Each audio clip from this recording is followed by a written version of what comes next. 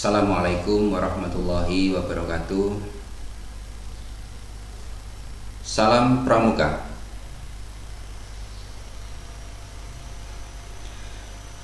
Kakak-kakak peserta KMD yang saya hormati, yang saya banggakan.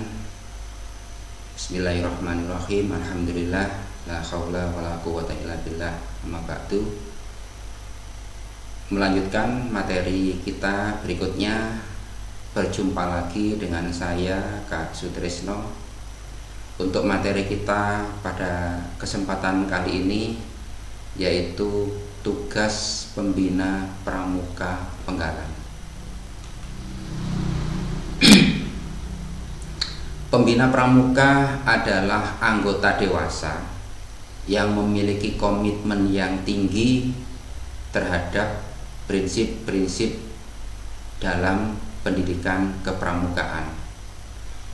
Secara sukarela bergiat bersama peserta didik sebagai mitra yang peduli terhadap kebutuhan peserta didik, dengan penuh kesabaran memberikan motivasi, membimbing, membantu serta memfasilitasi kegiatan pembinaan peserta didik.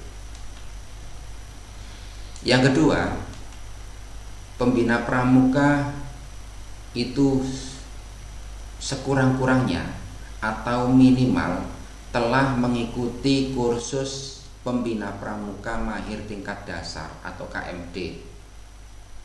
Sangat diharapkan nanti pembina pramuka itu adalah kakak-kakak lulusan KML, kursus pembina pramuka mahir tingkat lanjutan.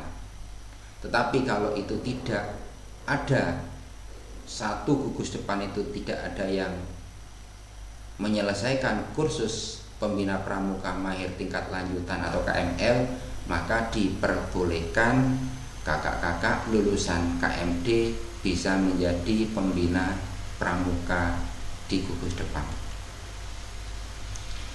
Pembina penggalang sekurang-kurangnya berusia 21 tahun dan pembantu pembina penggalang itu usia minimal 20 tahun. Dalam pasukan penggalang diperlukan satu orang pembina penggalang dan 2 orang pembantu pembina penggalang. Pada kesempatan yang lalu telah saya sampaikan bahwa satu pembina penggalang itu berhak untuk membina satu regu. Dalam pasukan, karena pasukan itu terdiri dari 4 sampai 5 regu, maka satu pasukan itu idealnya dibina oleh atau diperlukan satu pembina penggalang dan 2 orang pembantu pembina penggalang. Apa saja tugas pembina pramuka penggalang? Yang pertama, memberikan pembinaan agar peserta didik menjadi manusia yang berkepribadian, manusia yang berwatak, dan manusia yang berbudi pekerti yang luhur. Yang kedua, menjadi warga negara Indonesia yang berjiwa Pancasila, setia dan patuh kepada Negara Kesatuan Republik Indonesia, serta menjadi anggota masyarakat yang baik dan berguna. Jadi memberikan pembinaan agar peserta didik itu menjadi manusia yang berkepribadian, berwatak, berbudi pekerti yang luhur, menjadi warga negara Indonesia yang berjiwa Pancasila, setia dan patuh kepada Negara Kesatuan Republik Indonesia, serta menjadi anggota masyarakat yang berguna dan baik. Yang kedua, menerapkan prinsip dasar kepramukaan menerapkan metode kepramukaan, menerapkan kiasan dasar dan sistem among dalam proses pembinaan pramuka. Kakak-kakak masih ingat kan apa itu PDK, prinsip dasar kepramukaan, MK, metode kepramukaan, kiasan dasar, dan sistem among. Baik, tidak ada salahnya kita mengingat kembali prinsip dasar kepramukaan itu ada 4. Yang pertama, iman dan takwa kepada Tuhan Yang Maha Esa. Yang kedua, peduli terhadap bangsa dan tanah air, sesama hidup, dan alam seisinya. Yang ketiga, peduli terhadap diri sendiri.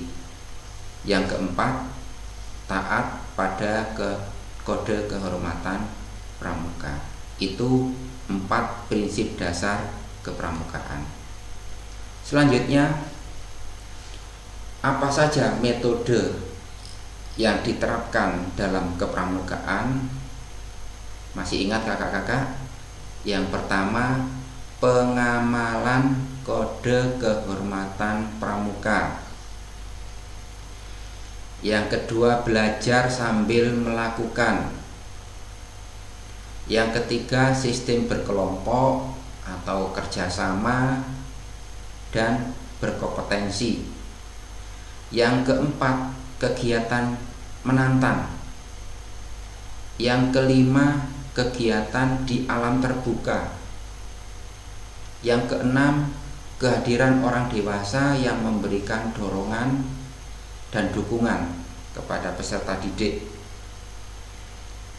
Berikutnya, penghargaan berupa tanda kecakapan, baik tanda kecakapan umum maupun tanda kecakapan khusus. Yang terakhir, satuan terpisah antara pramuka putra dan pramuka putri. Itu kode kehormatan, metode kepramukaan. Selanjutnya, apa itu kiasan dasar? Kiasan dasar merupakan gambaran atau keadaan yang mengkiaskan dan melatar belakangi suatu kegiatan melalui dasar-dasar pemikiran yang mendalam yang diambil dari nilai-nilai budaya bangsa dan perjuangan gerakan pramuka Indonesia. Itu kiasan dasar. Juga sistem among. Beberapa waktu yang lalu sudah kita sampaikan sistem among itu ada 3. Ing ngarsa sung tulodo, yang maksudnya ketika kakak-kakak pembina berada di depan bisa menjadi teladan, bisa memberikan contoh yang baik.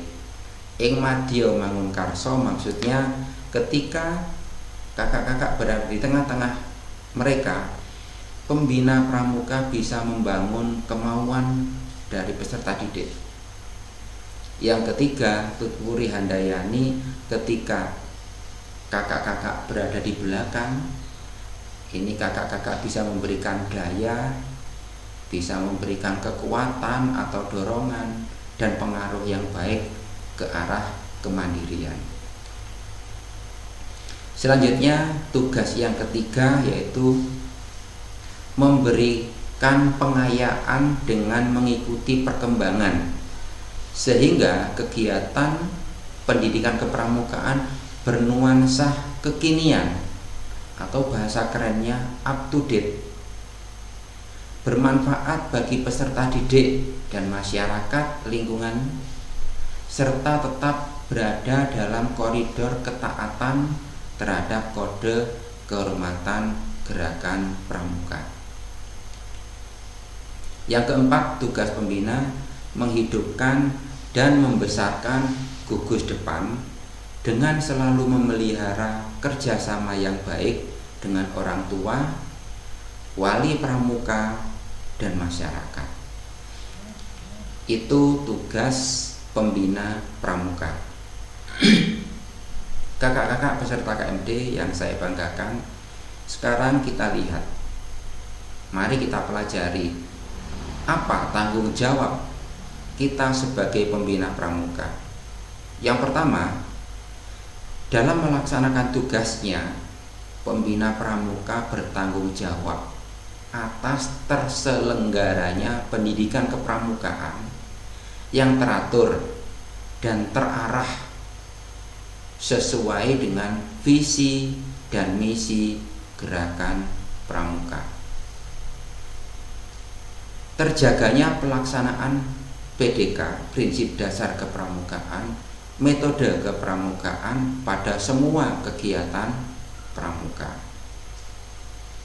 Pembinaan pengembangan mental, moral, spiritual, fisik, intelektual, emosional, dan sosial peserta didik, sehingga mereka memiliki kematangan dalam upaya peningkatan kemandirian serta aktivitasnya di masyarakat. Berikutnya, terwujudnya peserta didik yang berkepribadian yang baik, berwatak yang baik, berbudi pekerti yang luhur, dan sebagai warga yang setia, patuh, dan berguna bagi bangsa dan negaranya. Itu yang pertama, tanggung jawab pembina pramuka yang pertama. Yang kedua, dalam pengabdiannya, pembina pramuka bertanggung jawab kepada Tuhan Yang Maha Esa, masyarakat, pembina gugus depan, dan diri pribadinya sendiri. Itu yang kedua. Kakak-kakak, yang terakhir, bagaimana peran kita sebagai pembina pramuka? Sebagai pembina pramuka, kita berperan sebagai satu orang yang dapat memberi penjelasan, nasihat, pengarahan, dan bimbingan kepada peserta didik. Jadi bisa memberikan penjelasan, nasihat yang baik, pengarahan, dan bimbingan. Yang kedua, peran kita sebagai pembina pramuka yaitu sebagai guru yang mengajarkan berbagai keterampilan dan pengetahuan. Yang ketiga, kakak pembina pramuka ini dapat melindungi, mendampingi, dan membimbing adik-adiknya yang memberi kesempatan untuk memimpin dan mengelola satuan gugus depannya. Yang keempat, kakak pembina berperan sebagai mitra, teman yang dapat dipercaya, bersama-sama menggerakkan kegiatan-kegiatan agar menarik, menyenangkan, dan penuh tantangan sesuai usia golongan pramuka. Yang kelima, kakak berperan sebagai konsultan, yaitu tempat bertanya dan berdiskusi tentang berbagai masalah. Yang keenam, kakak berperan sebagai motivator, yaitu memotivasi untuk meningkatkan kualitas diri dengan berkreativitas, berinovasi, dan aktualisasi diri, membangun masyarakat, membangun semangat untuk maju. Yang ketujuh, kita berperan sebagai fasilitator, yaitu memfasilitasi kebutuhan peserta didik dalam kegiatan. Kakak-kakak peserta KMD yang saya banggakan, sebagai penutup materi pada tugas tanggung jawab dan peran pembina pramuka penggalang pada kesempatan kali ini. Tugas pembina pramuka cukup berat karena pembina adalah panutan yang keteladanannya ditiru oleh peserta didik.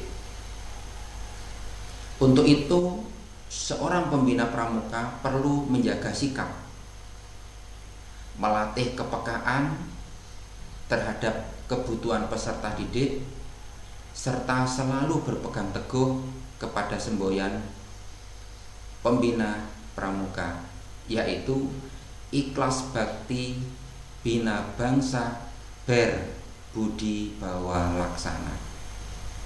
Artinya ikhlas berbakti membina anak bangsa, berbudi luhur dan memberi kebajikan, serta menepati janji, satunya kata dan satu perbuatan.